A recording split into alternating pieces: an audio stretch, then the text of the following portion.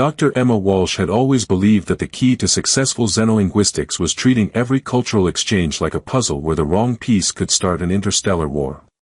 This philosophy had served her well during 5 years at the Galactic Cultural Exchange Institute, where her specialty in alien diplomatic protocols had prevented at least 3 major incidents and 1 minor revolution. Today, however, staring across the pristine conference room at Princess Naya of the Etherian Collective, Emma was beginning to suspect that all her training might be inadequate preparation for someone who made diplomatic complexity look like an art form. Dr. Walsh, Director Harrison was saying with the kind of forced enthusiasm that usually preceded impossible assignments, Princess Naya will be our honored guest for the next 2 weeks while we finalize the trade agreements. Your job is to ensure that cultural misunderstandings don't complicate the negotiations. Emma nodded, trying to look professionally confident while cataloging everything she knew about Etherian customs, which was considerably more than most humans but probably less than she needed for this particular assignment. Princess Naya sat with the kind of perfect posture that suggested either excellent breeding or an uncomfortable chair, her expression politely attentive but revealing nothing about her thoughts on being assigned a human cultural babysitter. The princess was, Emma had to admit, strikingly beautiful in the way that alien royalty often was, as if her entire species had been designed by artists who understood the aesthetic principles of elegance and grace. Her ears swept upward in delicate points that caught the conference room's lighting, and when she moved, it was with the fluid precision of someone who'd never needed to hurry anywhere in her life. Princess Naya, Director Harrison continued, Dr. Walsh is our most experienced xenolinguist. She'll help you navigate human customs and serve as your liaison during the negotiations. Thank you, Director Harrison, Naya replied, her voice carrying the musical cadence that marked her species but with perfect standard galactic pronunciation. I look forward to learning about human diplomatic traditions. After the director left, Emma found herself alone with alien royalty and the sudden realization that her theoretical knowledge of Etherian culture was about to be tested by someone who'd been living it her entire life. Your Highness, Emma began, then paused. Actually, what should I call you? I want to make sure I'm following proper protocol. Naya is sufficient when we are working privately. Princess Naya during formal functions. She tilted her head in a gesture that somehow managed to be both curious and graceful. And you prefer Dr. Walsh, or may I use your given name? Emma is fine. Dar. Walsh makes me feel like I should be prescribing medication instead of preventing diplomatic incidents. Something that might have been amusement flickered across Naya's features. Are diplomatic incidents a common problem in human society? Only when we're trying to be helpful. Emma activated the room's display system, showing an overview of the trade negotiation structure. Let me walk you through what to expect over the next 2 weeks.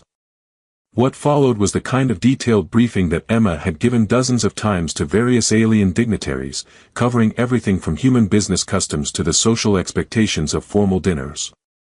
But Princess Naya's questions revealed a level of preparation that went far beyond diplomatic necessity. You mentioned that humans value punctuality, Naya said, taking notes with elegant precision. Is this a practical concern or a cultural symbol? Both, actually.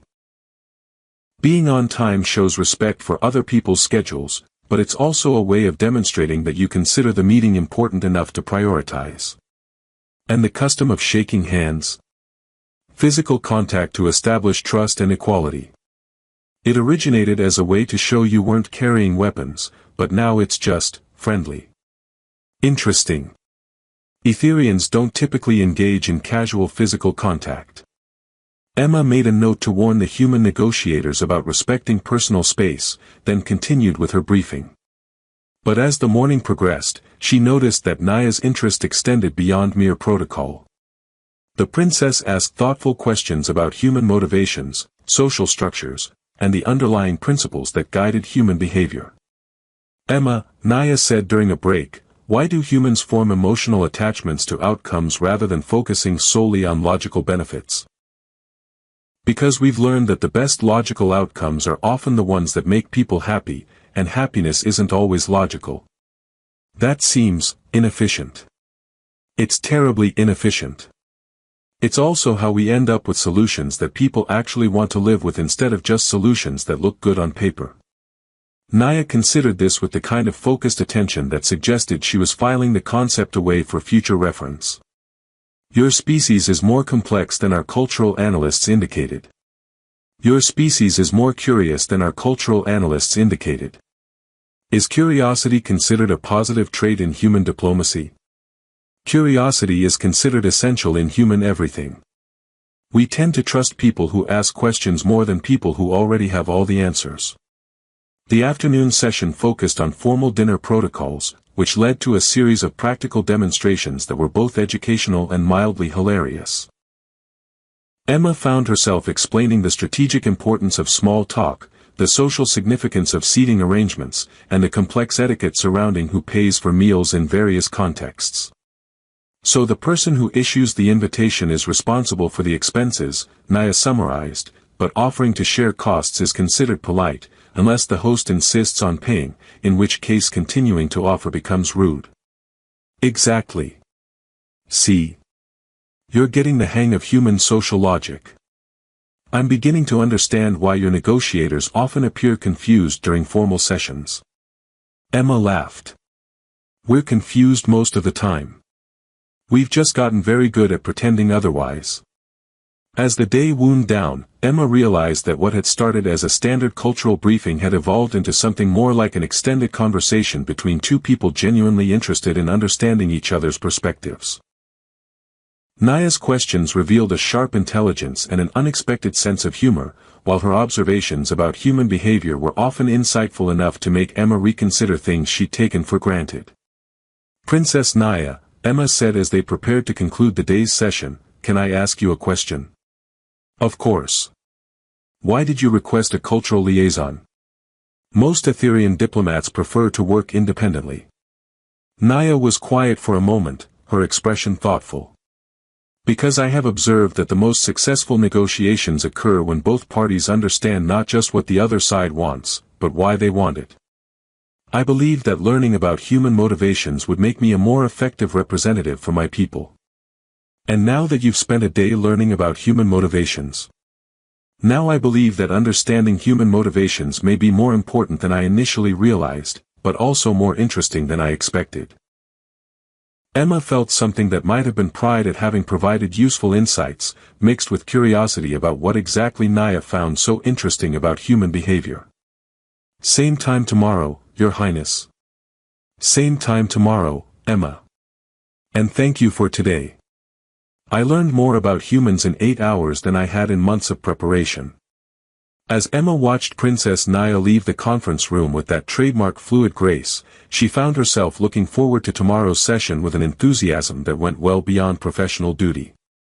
Teaching someone genuinely curious about human culture was turning out to be considerably more rewarding than she'd expected. And considerably more complicated, though she wouldn't realize that until much later. By the end of the first week, Emma had reached several conclusions about Princess Naya. She was remarkably intelligent, surprisingly funny when she thought no one was paying attention, and possessed an almost scientific curiosity about human behavior that extended far beyond diplomatic necessity. She had also, Emma realized with growing concern, become the most interesting person Emma had talked to in years. Tell me about human courtship rituals, Naya said during their morning session, as casually as if she'd asked about weather patterns or agricultural techniques. Emma nearly choked on her coffee. I'm sorry, what? Courtship. The process by which humans select romantic partners. It seems remarkably complex for what should be a straightforward biological imperative. That's not exactly my area of expertise. But you are human. Surely you have personal experience with these customs. Emma stared at the alien princess who had just asked about her love life with the same academic interest she'd shown in trade protocols and diplomatic seating arrangements. Naya, why do you want to know about human romantic relationships? Because the concept appears frequently in your literature, entertainment media, and casual conversation, but the actual mechanics seem highly illogical. Naya consulted her notes with typical thoroughness. Humans claim to value honesty, yet courtship appears to involve elaborate deception. You prize emotional connection, yet you establish arbitrary rules that prevent authentic communication. You seek long-term partnerships, yet you base selection criteria on temporary attractions. When you put it like that, it does sound pretty ridiculous. So the apparent contradictions are acknowledged? Oh, they're legendary. Humans have been complaining about dating for thousands of years. We write songs about it, make movies about it, and spend fortunes on books that promise to explain it. And do the books provide useful guidance? Emma considered the various relationship advice books she'd read over the years, most of which had been spectacularly unhelpful. They provide entertainment, mostly. And the comforting illusion that someone, somewhere, understands how human relationships actually work. But no practical solutions. The practical solution is usually to find someone you enjoy talking to and see what happens. Everything else is just complicated window dressing. Naya made careful notes, as if Emma had just revealed crucial diplomatic intelligence. And how does one determine compatibility for long-term partnership? Well, Emma said, warming to a subject that was apparently impossible to discuss without getting personal, you look for someone who makes you laugh, who you trust with important decisions, who makes ordinary days feel more interesting just by being there. Those seem like qualities one would value in a friend. The best romantic relationships are friendships with additional benefits. Additional benefits? Emma felt her cheeks getting warm. Physical intimacy, emotional support, shared life planning. The person who knows all your flaws and chooses to stick around anyway. Ah. Naya's expression suggested she was filing this information under further research required. And humans typically engage in this selection process individually. Usually. Though families and friends often have strong opinions about your choices. Do their opinions carry legal weight? Not legal weight, no. But social and emotional weight can be just as binding. Fascinating. Ethereal partnerships are typically arranged by families for political or genetic advantage. Personal preference is considered pleasant but not decisive. Emma tried to imagine having her romantic life planned by committee and shuddered. That sounds efficient. Very efficient. Also somewhat unsatisfying, according to recent cultural studies. Naya closed her notes and looked directly at Emma. I am curious about the human concept of choosing one's own partner based on personal compatibility. Are you thinking of writing a research paper? I am thinking that I may have more to learn about human customs than diplomatic protocols. The afternoon brought new complications when they attended their first formal negotiation session together. Emma's job was to provide cultural context and prevent misunderstandings, which sounded straightforward until she realized that sitting next to Princess Naya for 3 hours had given her strong opinions about which human negotiators were treating the princess with appropriate respect. The mineral rights proposal is reasonable, Ambassador Clark was saying with the kind of patronizing patience usually reserved for children or particularly slow pets, but I think Princess Naya might need time to consult with her advisors before making any commitments. Emma watched Naya's expression shift almost imperceptibly, a tightening around her eyes that suggested controlled irritation. Ambassador Clark, Naya replied with diplomatic precision, I am authorized to negotiate all aspects of this agreement independently. My advisors trust my judgment, as they should trust yours. Of course, Your Highness. I simply meant that such complex decisions shouldn't be rushed. I appreciate your concern for thoroughness, Ambassador. Perhaps you could explain which aspects of the mineral rights proposal you find too complex for immediate discussion. Emma bit back a smile as she watched Ambassador Clark realize that he'd just been politely challenged to defend his assumption that the alien princess needed more time to understand concepts he apparently considered beyond her comprehension. Well, Clark said, clearly scrambling, the extraction quotas alone require careful consideration of environmental impact and long-term sustainability. Yes, Naya agreed pleasantly, which is why I've prepared detailed analyses of sustainable extraction rates for each proposed site, including environmental protection protocols that exceed both human and Etherean standard requirements. She produced documentation that made Clark's preparation look cursory by comparison, and Emma found herself feeling unreasonably proud of the princess's thoroughness and professionalism. The rest of the session proceeded more smoothly, with the human negotiators quickly learning to treat Princess Naya as the competent professional she clearly was. But Emma noticed that she spent most of the meeting watching Naya rather than monitoring the negotiations, and that she felt personally satisfied when the princess scored diplomatic points. "Emma," Naya said as they walked back to their working space, "was my response to Ambassador Clark's concerns appropriate? I found his assumptions about my capabilities somewhat irritating, but I wanted to maintain diplomatic courtesy." "Your response was perfect. Professional, informative, and just pointed enough to make him reconsider his assumptions without creating offense." "Good. I was concerned that human diplomatic customs might require me to accept his protective attitude as well-intentioned courtesy. Human diplomatic customs require treating everyone with respect, regardless of species or gender. Ambassador Clark was being condescending, not courteous. And condescension is considered rude in human culture. Condescension is considered rude in any culture worth respecting." Naya smiled, the first genuinely delighted expression Emma had seen from her. "I appreciate your support during the negotiations. Having someone who understands both perspectives made the process much more comfortable."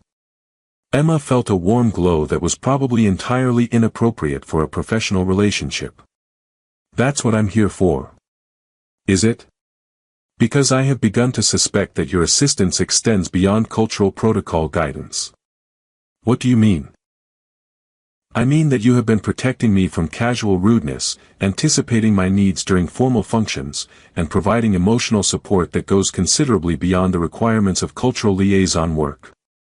Emma realized that Naya was absolutely right, and that somewhere during the past week, her professional interest in Etherian culture had become personal interest in Princess Naya specifically. "I suppose I have been getting a bit involved in the process." "Involved," Naya repeated thoughtfully. "Is that the human term for when professional relationships develop emotional dimensions?" "It's one of them. And emotional involvement is considered appropriate in human professional contexts." Emma looked at Princess Naya, elegant, intelligent, curious about everything, and apparently interested in understanding not just human culture but Emma's personal motivations, and realized that appropriate had stopped being her primary concern sometime around day 3. "It's complicated," Emma said finally. "I am beginning to understand that, 'it's complicated' is the most important phrase in human social interaction. It's also the most accurate." "Then perhaps," Naya said with that musical laugh that made Emma's heart skip in ways that were definitely inappropriate for professional relationships, "I should add it to my diplomatic vocabulary." As Emma watched Princess Naya disappear into her private quarters, she found herself wondering when exactly she'd stopped thinking about the alien princess as a work assignment and started thinking about her as someone she genuinely cared about impressing, protecting, and spending time with. The answer, she suspected, was going to complicate everything. The crisis began during the second week of negotiations, when what should have been a routine discussion of shipping protocols turned into a diplomatic minefield that threatened to derail the entire trade agreement. Emma sat in the emergency planning session at 2 in the morning, surrounded by frustrated negotiators and Princess Naya, who looked tired but determined to find solutions rather than assign blame. "The problem," Director Harrison was explaining with the weary patience of someone who'd been managing crises for too many years, "is that both sides made commitments based on different understandings of the timeline requirements. The Etherian delegation expected a phased implementation over 18 months, added Ambassador Clark, who had learned to treat Princess Naya with considerably more respect since their first encounter. The human corporations need immediate access to begin recouping infrastructure investments. And both positions are reasonable," Emma said, trying to bridge the gap between species that approached planning from fundamentally different perspectives, "but they're not compatible." Princess Naya studied the timeline displays with the focused intensity that Emma had learned meant she was developing solutions rather than identifying problems. "The difficulty appears to be that humans view time as a resource to be optimized, while Etherians view time as a framework for sustainable development." "Exactly," Emma agreed. Your people plan for centuries. Our people plan for quarterly profit reports. Both approaches have merit, Naya continued diplomatically, but they require different implementation strategies. The discussion that followed was the kind of detailed technical negotiation that Emma usually found fascinating, but tonight she found herself distracted by watching Naya work through complex problems with elegant logic and patient persistence. The princess had been in meetings for 14 hours straight, but she approached each obstacle with the same thoughtful consideration she'd shown during their first cultural briefing. Princess Naya, Director Harrison said finally, "We appreciate your flexibility, but these timeline concerns may require consultation with your government before we can proceed." Director Harrison, Naya replied with the kind of controlled precision that Emma had learned indicated carefully managed frustration, "I have full negotiating authority. What I lack is understanding of why human business practices prioritize immediate returns over long-term stability." Because, Ambassador Clark began with his old patronizing tone, then caught Emma's warning look and adjusted his approach. Because human economic systems require demonstrable progress to maintain investor confidence. And investor confidence is more important than sustainable outcomes. Not more important, but more immediate. Humans have shorter lifespans than Etherians. We can't wait decades to see returns on major investments. Emma watched Naya absorb this information, seeing the exact moment when understanding replaced frustration in her expression. "I see," Naya said thoughtfully. "This is not a matter of different priorities, but different temporal perspectives based on biological realities." "That's a remarkably concise way to put it," Emma said. "Then perhaps the solution involves creating implementation phases that satisfy both temporal requirements," Naya suggested. "Immediate access with gradual expansion, allowing human businesses to demonstrate early returns while maintaining Etherian sustainability standards." What followed was 2 hours of collaborative problem-solving that demonstrated why Emma had developed such professional admiration for Princess Naya's diplomatic skills. The princess didn't just find compromises. She identified solutions that gave both sides more than they'd originally asked for. By the time they finally adjourned, Emma was exhausted but impressed. Walking back to their working space, she found herself reflecting on how much she'd enjoyed watching Naya turn impossible negotiations into elegant solutions. "Emma," Naya said as they settled into their private conference room, "I need to ask you something, and I require an honest response." "Of course.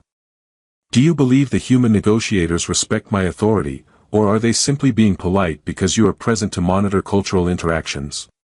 Emma considered this carefully, realizing that Naya was asking about something she'd been wondering about herself. "I think they respect your competence because you've demonstrated superior preparation and problem-solving skills. Your authority they respect because it's backed by results. And your presence? My presence probably makes them more careful about unconscious bias, but it doesn't create respect that wasn't already earned." Naya nodded slowly. "Good. I was concerned that my effectiveness might depend on having a human advocate rather than on my own diplomatic abilities. Trust me, Naya, your diplomatic abilities don't need any human enhancement." "Thank you. That assessment means more to me than you might realize." Emma felt that familiar warm glow that came from Naya's approval, then immediately questioned whether her personal feelings were affecting her professional judgment. "Can I ask you something?" Emma said. "Always. Why does my opinion matter to you? You must work with dozens of diplomats and cultural experts across the galaxy." Naya was quiet for a long moment, her expression thoughtful in the way that usually preceded insights that would complicate Emma's life. "Because," Naya said finally, "in 2 weeks of intensive cultural exchange, you have treated me as a person rather than as a diplomatic challenge. You have been protective without being patronizing, supportive without being deferential, and honest even when honesty might create uncomfortable conversations. That's just how you treat people you respect." "Yes. But respect based on personal character rather than political necessity is apparently rare in both our cultures." Emma realized they were having the kind of conversation that definitely exceeded the boundaries of professional relationships, and found herself not caring about professional boundaries as much as she probably should.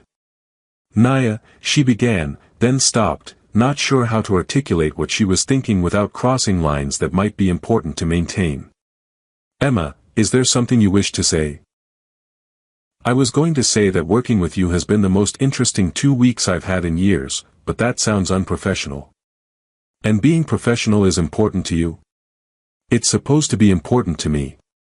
"Supposed to be?"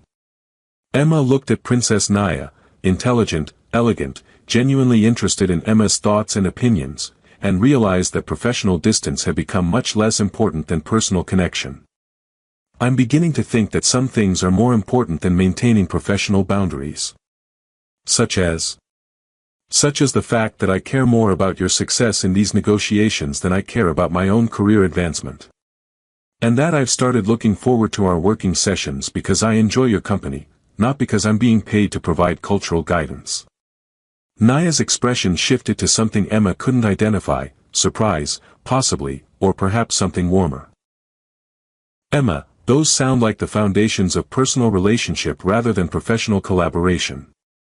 "They probably are." "And how do you feel about that development?" Emma considered the question seriously, realizing that her answer would determine whether they continued as cultural liaison and client or moved into entirely uncharted territory.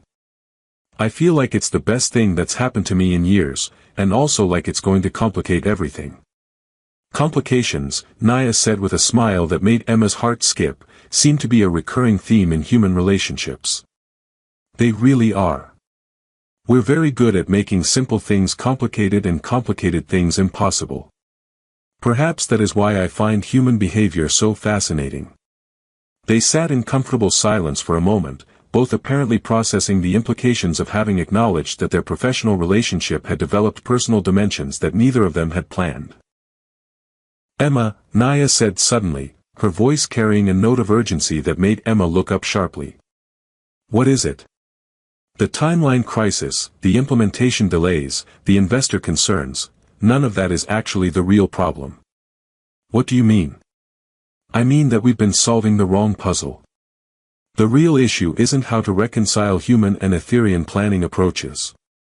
The real issue is whether both sides actually want this trade agreement to succeed, or whether they're looking for politically acceptable reasons to withdraw from commitments that make them uncomfortable."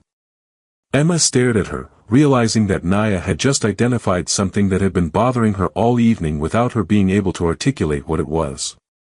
"You think someone's sabotaging the negotiations?" "I think someone's creating obstacles that require increasingly complex solutions, possibly hoping that the complexity will eventually become overwhelming." "But who would benefit from failure?" "That," Naya said with the kind of determined expression that Emma had learned meant the princess was about to do something decisive, "is what we need to figure out. And we need to figure it out quickly, before tomorrow's final session." As Emma watched Princess Naya begin organizing materials for what was clearly going to be an all-night investigative session, she realized that somewhere in the past 2 weeks, Naya's problems had become her problems, Naya's victories had become her victories, and Naya's success had become more important than anything else in Emma's professional or personal life. "All right," Emma said, settling in for what was going to be a long night, "let's solve this puzzle together." "Together," Naya repeated, and the way she said it made Emma think they were talking about more than just diplomatic problem-solving. "Yes, dear," Emma said without thinking, using the kind of casual endearment that had become natural somewhere between professional respect and personal affection. The silence that followed was so profound that Emma could hear the space station's environmental systems humming in the walls. Naya was staring at her with an expression of complete shock, as if Emma had just announced her intention to declare war on the galaxy. "Emma," Naya said carefully, "do you understand what you just said?" I said, "Yes, dear. It's just an expression. A casual way of agreeing with someone you care about. In human culture, perhaps. In Etherian culture, the phrase you just used carries very specific legal and social implications." Emma felt something cold settle in her stomach. "What kind of implications?"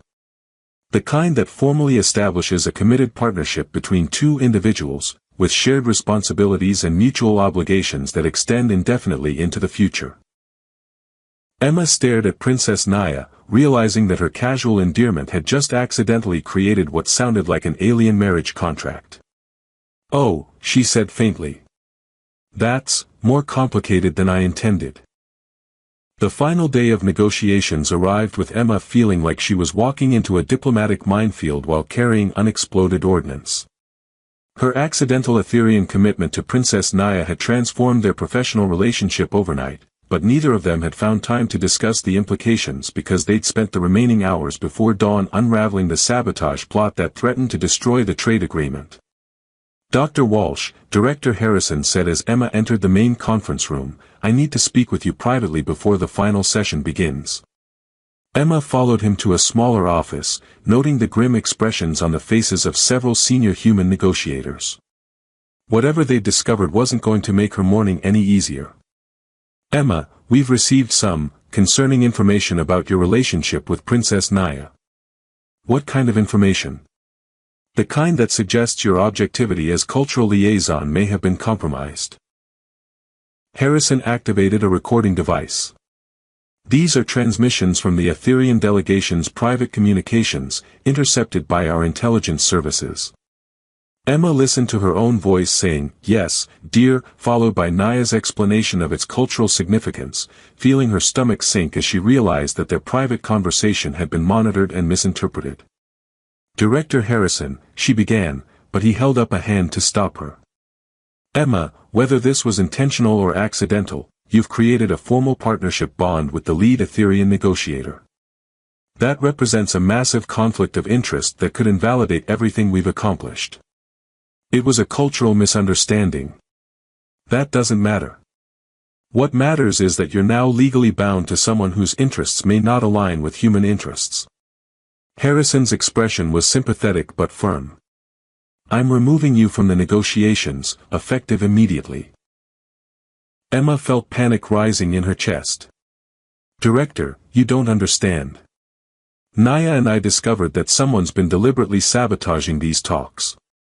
If I'm not here to provide cultural context, someone else will handle the cultural briefings.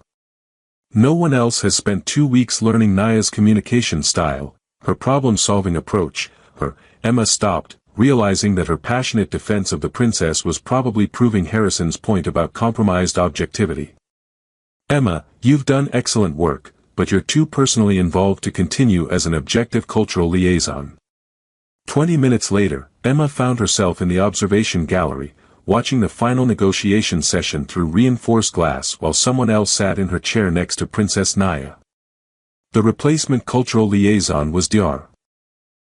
Reeves, a competent xenolinguist who had never spent 14-hour days learning to anticipate Naya's needs or watching her turn diplomatic impossibilities into elegant solutions. The session began predictably enough, with both sides presenting their final proposals and attempting to resolve the remaining timeline issues. But Emma could see tension building in Naya's posture as the human negotiators reverted to their old patterns of patronizing explanations and assumptions about Etherean limitations. "Princess Naya," Ambassador Clark was saying, "we understand that your people need time to implement these changes, but our investors require demonstrable progress within 6 months. "Ambassador Clark," Naya replied with careful politeness, "as I explained yesterday, sustainable implementation requires 18 months for environmental compliance alone." "Perhaps there's some middle ground," Dr. Reeves interjected, clearly trying to be helpful. "Could the Etherean delegation consider accelerated timelines for certain low-impact sectors?" Emma watched Naya's expression shift slightly, recognizing signs of frustration that Dr. Reeves couldn't read. The princess had already explained, multiple times, why accelerated timelines would compromise environmental standards that weren't negotiable under Etherean law. "Dr. Reeves," Naya said with diplomatic precision, "environmental compliance is not a variable timeline issue. It is a fixed requirement based on ecological sustainability principles." "Of course, Your Highness, but surely there's some flexibility." "There is no flexibility," Naya interrupted, and Emma could hear the edge creeping into her voice. Would you ask humans to compromise on safety regulations for the sake of convenience? The negotiation continued to deteriorate as Dr. Reeves failed to recognize the cultural landmines he was stepping on, and the human negotiators pushed for concessions that Naya had already explained were impossible. Emma watched with growing frustration as 2 weeks of careful relationship building unraveled because no one in that room understood how to work with Princess Naya effectively. That was when the sabotage Emma and Naya had discovered the night before finally revealed itself. "I'm afraid," announced a new voice from the back of the room, "that these negotiations have been proceeding under false pretenses." Ambassador Thorne entered the conference room with the theatrical timing of someone who'd been waiting for exactly the right moment to make his entrance. Emma recognized him from the diplomatic directory, a human representative who'd opposed the trade agreement from the beginning and had been conspicuously absent from the negotiations. "Ambassador Thorne," Director Harrison said with visible confusion, "you're not part of this delegation. I'm here as a representative of the Colonial Economic Council, which has serious concerns about this trade agreement." Thorne activated a holographic display that showed financial projections and resource allocation charts. Specifically, concerns about whether humanity can afford the infrastructure investments required for Etherian trade partnerships. What followed was a carefully orchestrated presentation designed to make the trade agreement look economically disastrous for humanity. Thorne had assembled data that technically accurate but presented in ways that emphasized costs while minimizing benefits, creating the impression that the Etherian trade deal would bankrupt human colonies. Emma watched Princess Naya's expression grow increasingly cold as Thorne's presentation continued, realizing that this was exactly what they'd suspected the night before. Someone had been working to sabotage the negotiations, not through direct interference but by creating an environment where failure looked like the reasonable choice. Furthermore, Thorne continued, "I have concerns about the objectivity of our negotiating team. Dr. Emma Walsh, our lead cultural consultant, has formed inappropriate personal attachments that compromise her ability to represent human interests." Emma felt every eye in the room turn toward the observation gallery where she sat, her presence now revealed as a scandal rather than professional expertise. "The evidence suggests," Thorne said with satisfaction, "that Dr. Walsh has entered into a formal Etherian partnership bond with Princess Naya, creating obvious conflicts of interest that invalidate her cultural assessments."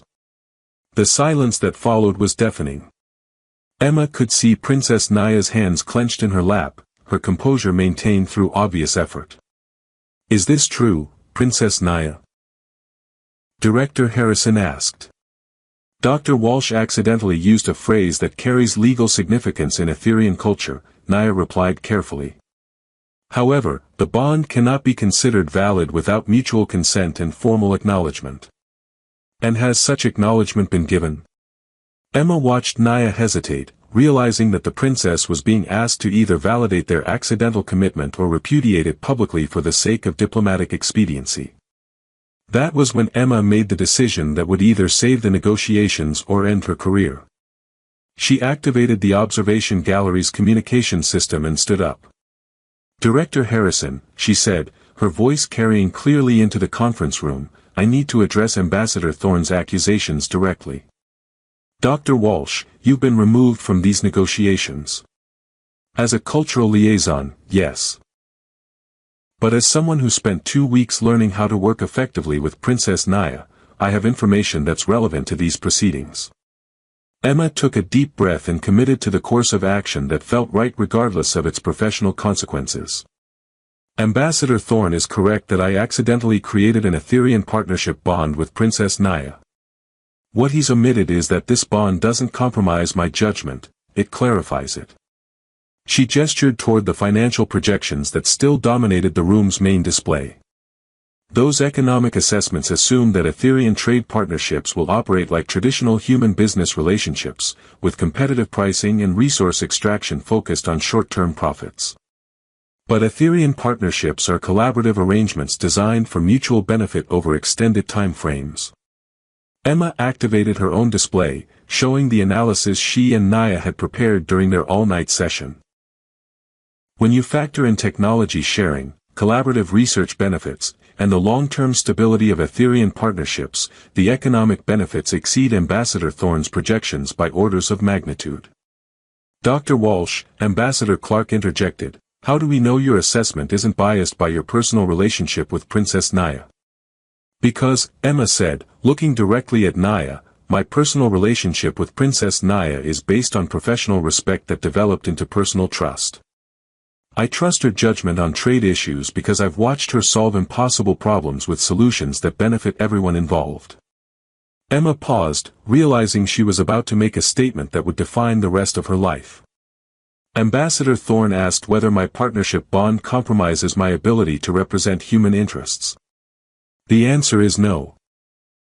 It enhances my ability to represent human interests by giving me insight into how to build relationships that serve both species. She turned to address Princess Naya directly. Your Highness, when I said, yes, dear, last night, it was because I trust your judgment, I value your partnership, and I believe that the best outcomes for humanity include the best outcomes for your people. Naya stood, her formal composure replaced by something that looked like hope. Emma Walsh, she said, using the formal tones of Etherian ceremony, do you freely choose to acknowledge the partnership bond created by your words? Emma looked around the conference room full of diplomats, politicians, and bureaucrats who were witnessing what amounted to an interspecies marriage proposal in the middle of crucial trade negotiations. Yes, dear, she said clearly. I do. The smile that crossed Naya's face could have powered the space station. Then, Naya announced to the assembled negotiators, I propose we proceed with finalizing this trade agreement as equal partners representing the interests of both our peoples. What followed was the most efficient negotiation session Emma had ever witnessed. With their partnership formally acknowledged, she and Naya worked together to address every remaining concern, combining Emma's understanding of human motivations with Naya's diplomatic expertise to create solutions that satisfied everyone present, except Ambassador Thorne, who left muttering about proper procedures and diplomatic protocols. 6 months later, Emma stood in the crystal gardens of New Etheria, the first joint human-Etherian colony, watching construction teams from both species work together on projects that neither civilization could have achieved alone. Naya joined her at the observation platform, moving with that familiar grace that still made Emma's heart skip. Do you regret it? Naya asked. Choosing personal partnership over professional boundaries. I regret the professional complications, Emma replied honestly. I don't regret choosing you. Even though it meant leaving your position at the Cultural Exchange Institute. Especially because it meant leaving my position. Turns out that building actual relationships is more interesting than just studying them. Naya laughed, the sound mixing with the multilingual chatter of the construction crews below. And what have you concluded about human-Etherian partnerships from a personal perspective? That they're complicated, rewarding, and require a lot more communication than either of our species thought possible. Anything else? Emma turned to face the alien princess who'd become her partner in every sense of the word, remembering the moment when a casual endearment had become a life-changing commitment. That sometimes the best decisions are the ones you make accidentally, and then choose to honor on purpose. Yes, dear, Naya said with a smile that held all the warmth of distant stars, I completely agree.